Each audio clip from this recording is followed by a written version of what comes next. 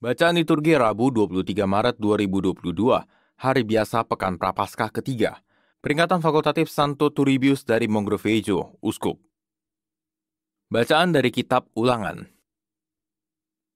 Di padang gurun seberang sungai Yordan, Musa berkata kepada bangsanya, "Hai orang Israel, dengarlah ketetapan dan peraturan yang kuajarkan kepadamu untuk dilakukan, supaya kamu hidup dan memasuki serta menduduki negeri yang diberikan kepadamu oleh Tuhan, Allah nenek moyangmu.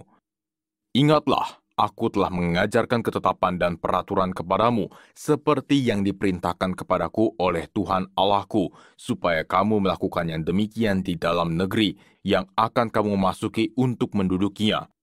Lakukanlah itu dengan setia, sebab itulah yang akan menjadi kebijaksanaan dan akal budimu di mata bangsa-bangsa.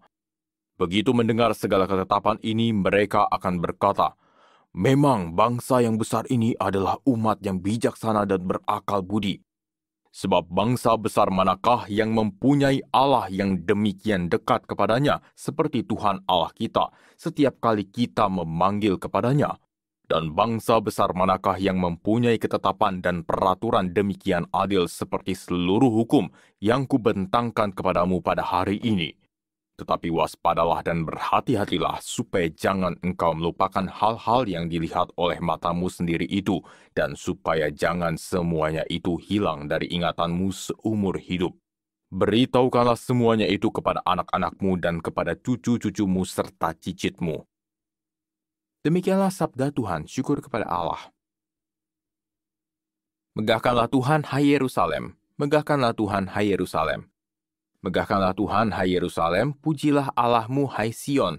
Sebab ia meneguhkan palang pintu gerbangmu dan memberkati anak-anak yang ada padamu. Megahkanlah Tuhan, hai Yerusalem. Ia menyampaikan perintahnya ke bumi, dengan segera firman-Nya berlari. Ia menurunkan salju seperti bulu domba dan menghamburkan embun beku seperti abu. Megahkanlah Tuhan, hai Yerusalem. Ia memberitakan firman-Nya kepada Yakub, ketetapan dan hukum-hukum-Nya kepada Israel. Ia tidak berbuat demikian kepada segala bangsa, dan hukum-hukum-Nya tidak mereka kenal. Megahkanlah Tuhan, hai Yerusalem. Terpujilah Kristus Tuhan, Raja mulia dan kekal. Sabdamu ya Tuhan adalah roh dan kehidupan. Engkau mempunyai sabda kehidupan kekal.